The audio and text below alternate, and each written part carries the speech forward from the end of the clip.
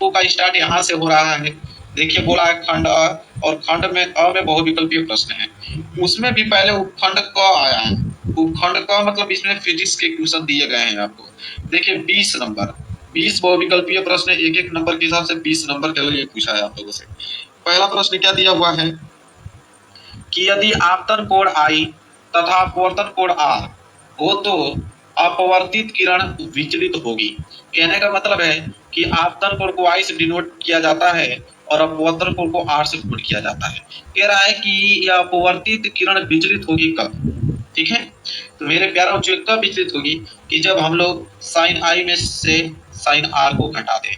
अगर विचलित कोण अगर हमें ज्ञात करना है तो हम आपतन कोण में से अगर अपवर्तन कोण को घटा देंगे तो हमें मालूम चल जाएगा कि कितना वो एंगल पे मुड़ा हुआ है किरण।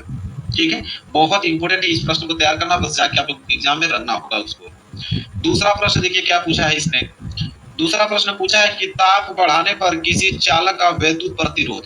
तो मेरे प्यारे बच्चों इतना आप याद रख लेना कि अगर ताप बढ़ा रहे हो तो प्रतिरोध भी बढ़ेगा। जितना ताप बढ़ाओगे प्रतिरोध भी उसका बढ़ता जाएगा। तो आप इसका बी वाला आंसर दे के आओगे एग्जाम में। बी वाला मतलब दूसरा वाला इसका आंसर होगा। आगे बढ़ेंगे और तीसरा प्रश्न देखेंगे। तीसरा प्रश्न यह है, कह रहा है कि प्रिज्म द्वारा विचलन अधिकतम होता है। कह रहा है कि जब प्रिज्म यह है और प्रिज्म से जब श्वेत प्रकाश की किरण जाती है तो वो उसे 7 रंगों में विभक्त कर देता है। तो 7 रंगों में जब विभक्त कर रहा है तो वही कह रहा है कि प्रिज्म द्वारा विचलन अधिकतम होता है। तो किस रंग का विचलन सबसे अधिक होगा? तो सबसे अधिक की अगर हम बात करें तो बैगनी रंग का होता है। किसका होता है? बैगनी रंग का सबसे ज्यादा विचलन होता है। वहीं अगर आपको सबसे कम पूछे तो कम जब पूछेगा तो आप लाल रंग का आंसर दोगे। यहाँ पे क्लियर हो? चलिए कंफ्यूज मत होइएगा। चौथा प्रश्न देखिए क्या बोला है। बोला है कि एक अवतल दर्पण, दर्पण कैसा है? अवतल दर्पण जिसकी वक्रता त्रिज्या आपको 20 सेंटीमीटर दिया। वक्रता त्रिज्या मतलब यहाँ r का वैल्यू दिया हुआ है, r बराबर 20 सेंटीमीटर, लेकिन त्रिज्या माइनस में होती है। अवतल दर्पण है, त्रिज्या माइनस में होगा। कह रहा है इसकी फोकस दूरी बताइए। फोकस दूरी मतलब f का वैल्यू बताइए। फॉर्मूला आप जानते हो कि f बराबर जो होता है r/2, या आप ये कह सकते हो कि फोकस दूरी त्रिज्या की आधी होती है।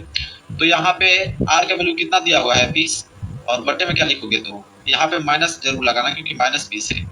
तो 2 से जब घटाओगे 20 को तो आ जाएगा -10। तो यहाँ फोकस दूरी जो आ गया वो -10 सेंटीमीटर आ गया, जो कि आपको देख रहे होंगे कि बी वाला ऑप्शन जो है इसका राइट आंसर होगा। बी वाला क्वेश्चन मतलब बी वाला ऑप्शन सही होगा। चलिए आगे बढ़ेंगे।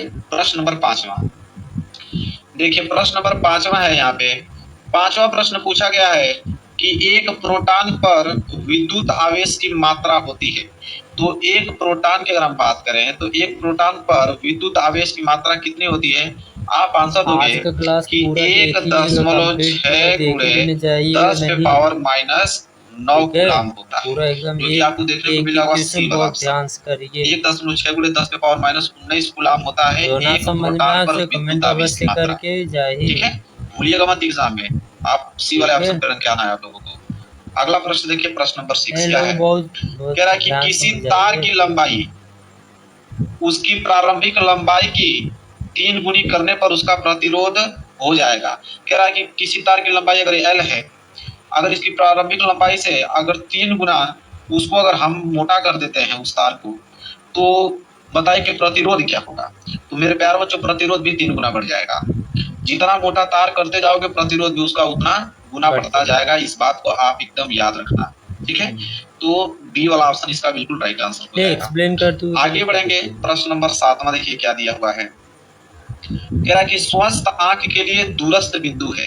कहने का मतलब है कि अगर आपकी आंखें बिल्कुल स्वस्थ हैं, ये आपकी आंखें हैं जो कि बिल्कुल स्वस्थ हैं, तो दूरस्थ बिंदु मतलब कितना दूर तक आप देख सकते हो। तो मेरे प्यारे बच्चों अगर आपकी आंखें स्वस्थ हैं, जैसे हम लोग हैं, आप लोग हैं, तो आप लोग तो चंद्रमा को भी देख ले रहे हो। मतलब चंद्रमा यहाँ से कितने दूरी पे है? तो आप कहोगे अनंत दूरी पे है। तो स्वस्थ आंख के लिए दूरस्थ बिंदु जो होता है वो अनंत पर नींद आ रही होगी इन लोगों को। तो डी वाला ऑप्शन जो है बिल्कुल राइट आंसर होगा। यही है ना, आगे बढ़ेंगे और यहाँ से अब आप लोगों का उपखंड ख स्टार्ट हो गया। उपखंड ख में आप लोगों की केमिस्ट्री के प्रश्न रहेंगे। अभी हमने फिजिक्स के प्रश्न किए, अब एक केमिस्ट्री के प्रश्न रहेंगे। प्रश्न नंबर 8वां से कह रहा है कि एंटीमनी है, आपको जानना जरूरी है कि एंटीमनी क्या होता है। तो एंटीमनी उपधातु की श्रेणी में आता है, उसे हम लोग उपधातु बोलते हैं एंटीमनी को। तो सी वाला ऑप्शन जो बिल्कुल राइट आंसर हो जाएगा। अगला प्रश्न देखेंगे, प्रश्न नंबर 9। प्रश्न नंबर 9 तो यहाँ पे सूत्र पूछ लिया आप लोगों को, रासायनिक सूत्र, वो भी किसका, लेड नाइट्रेट का रासायनिक सूत्र पूछा है। ठीक है, very very most important question है। तो लेड नाइट्रेट का जो रासायनिक सूत्र होता है वो होता है PbNO3 होल ट्वाइस। ठीक है, लेड नाइट्रेट का सूत्र क्या होता है याद कर लो, PbNO3 होल ट्वाइस होता है। चलिए आगे बढ़ेंगे, 10वां प्रश्न। यहाँ पे 10वां प्रश्न बोला है कि निम्नलिखित में से असंतृप्त हाइड्रोकार्बन बताइए। ठीक है, असंतृप्त आप लोगों को यहाँ पे बताना हाइड्रोकार्बन। तो असंतृप्त हाइड्रोकार्बन कौन सा है, C2H4, जिसमें या तो आप ये याद करो कि जिसमें 1:2 का अगर बनेगा तो समझ लो कि वो असंतृप्त हाइड्रोकार्बन कहलाएगा। जैसे यहाँ पे कार्बन 2 है, हाइड्रोजन 4, तो कार्बन की संख्या यहाँ पे 2 है और हाइड्रोजन की संख्या यहाँ पे 4 है। अगर रेशियो को मैं काटूं तो 2 एकम 2 और 2 दूनी के 4, रेशियो 1 संबंधित 2 बन रहा है ना, तो अब समझ लो कि असंतृप्त हाइड्रोकार्बन है, ऐसे हम याद कर सकते हैं। ठीक है, ठीक है। चलिए आगे बढ़ेंगे, अगला प्रश्न देखेंगे, प्रश्न नंबर 10वां क्या है, कह रहा है कि प्रोपेनॉल में क्रियात्मक समूह है। तो प्रोपेनॉल में बताना है आप लोगों को क्रियात्मक समूह, तो जो सिंगल बॉन्ड से जुड़ा होता है CHO, तो प्रोपेनॉल में क्रियात्मक समूह यह है सिंगल बॉन्ड CHO, ये आपका प्रोपेनॉल में क्रियात्मक समूह। ठीक है, चलिए भूलिएगा मत, इसको प्रैक्टिस करके जाना। ठीक है, 12वां प्रश्न देखिए क्या है, 12वां है एसिटिक अम्ल का IUPAC नाम बताइए। तो यहाँ पे एसिटिक अम्ल का IUPAC नाम पूछ रहा है यहाँ पे कि एसिटिक अम्ल का क्या होगा। आप आंसर दोगे एसिटिक अम्ल का एथेनोइक अम्ल होता है।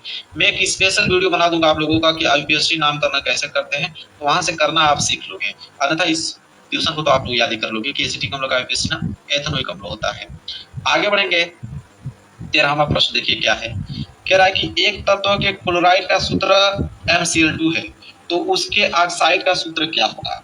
अब मेरे प्यारे बच्चों इसका ऑक्साइड का सूत्र पूछ रहा है, तो क्लोराइड का सूत्र क्या है MCl2, ऑक्साइड का सूत्र क्या होगा MO, क्या हो जाएगा यहाँ पे MO हो जाएगा, बी वाला ऑप्शन जो है इसका राइट आंसर हो जाएगा। आगे बढ़ेंगे तो उपखंड ग दिखेगा। अब उपखंड ग जो है, अब बायोलॉजी के प्रश्न यहाँ से स्टार्ट हो जाएंगे। मैंने कहा था शुरू में वहां पे कि 3 उपखंड देगा, फिजिक्स, केमिस्ट्री, बायो का, तो यहाँ से बायोलॉजी स्टार्ट हो गया। और क्वेश्चन नंबर 14 कह रहा है कि वृक्कों का कार्य होता है, वृक्क मतलब क्या होता है, किडनी।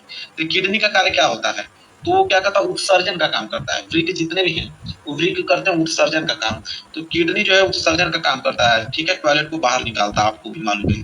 तो सी वाला ऑप्शन जो है इसका राइट आंसर हो जाएगा। चलिए आगे बढ़ेंगे, क्वेश्चन नंबर 15 देखेंगे। क्वेश्चन नंबर 15 में दिया हुआ है कि पत्तियों पर कलियां विकसित होती हैं। ठीक है, पत्तियों पर कलियां विकसित होती हैं किस में, मतलब पुदीना में कि आलू में कि ब्रायोफिलम में कि इन सभी पर। तो पत्तियों पर आपको बताना है कि कौन से ऐसा पेड़ है कि पत्तियों पर वहां पे कलियां जो है विकसित होती हैं। तो आप कहोगे कि ब्रायोफिलम में होती है। ऐसा किसमें होता है, ब्रायोफिलम में क्या होती हैं कि पत्तियों पर कलियां विकसित होती हैं। तो सी वाला ऑप्शन जो है राइट आंसर हो जाएगा। आगे बढ़ेंगे, प्रश्न नंबर 16 देखेंगे। कह रहा है कि आनुवंशिक विज्ञान के जनक है। ये तो बहुत सिंपल है कि आनुवंशिक विज्ञान के जनक कौन है, तो आप दोगे Gregor John Mendel, Gregor John Mendel, और यहाँ पे सी वाला ऑप्शन जो है वो बिल्कुल राइट आंसर होगा। आगे बढ़ेंगे मेरे प्यारे बच्चों, और क्वेश्चन नंबर 17 देखेंगे क्या है कि 2 DNA तंतु आपस में जुड़े होते हैं। आपको भी मालूम है कि अगर 2 DNA तंतु आपस में जुड़े हैं तो हाइड्रोजन बंध के कारण, किनके, हाइड्रोजन बंध के कारण ही 2 DNA आपस में जुड़े होते हैं। तो यहाँ पे आप डी वाला ऑप्शन पे क्लिक करोगे कि हाइड्रोजन बंध के द्वारा जुड़े होते हैं। आगे बढ़ेंगे और प्रश्न नंबर 18 देखिए क्या है। प्रश्न नंबर 18 पूछा गया है कि मुकुलन द्वारा प्रजनन होता है। तो मुकुलन के द्वारा अगर हम प्रजनन किसमें होता है, तो आप इसका आंसर दोगे कि हाइड्रा में कराया जाता है। किसमें होता है, हाइड्रा में होता है मुकुलन द्वारा प्रजनन। ए वाला ऑप्शन जो है वो राइट आंसर होगा। आगे बढ़ेंगे मेरे प्यारे बच्चों, प्रश्न नंबर 19। सारे प्रश्न आपको समझ में आ रहे होंगे, बहुत अभी से याद हो गया होगा सारा प्रश्न आप लोगों को। मेंडल का प्रायोगिक पौधा था, मतलब मेंडल ने किस पौधे पे एक्सपेरिमेंट किया था, आनुवंशिकता का नियम दिया था। तो आप कहोगे यहाँ पे उद्यान मटर का प्रयोग किया था। किनका, उद्यान मटर का। बी वाला ऑप्शन जो है वो करेक्ट आंसर हो जाएगा। 20वां प्रश्न बहुविकल्पीय का लास्ट प्रश्न है कि निम्न में से कौन सा एक मानव में मादा जनन तंत्र का भाग नहीं है। मतलब इन चारों में से कौन सा ऐसा भाग है जो मादा में नहीं पाया जाता है। तो अंडाशय तो मादा में तो पाया जाता है, गर्भाशय भी पाया जाता है, डिंबोवाहिनियां भी पाई जाती है। ये जो शुक्रवाहिका है यह मादा जनन तंत्र का भाग नहीं होता है, इसलिए सी वाला ऑप्शन जो है राइट आंसर हो जाएगा। चलिए आगे बढ़ेंगे। यहाँ पे खंड अ जो है समाप्त हो गया 20 नंबर का बहुविकल्पीय प्रश्न। अब खंड ब देखेंगे। चलिए देखिए यहाँ से आप लोगों का खंड ब स्टार्ट हो गया। खंड ब में वर्णनात्मक प्रश्न है। कितने नंबर के लिए? 50 नंबर के लिए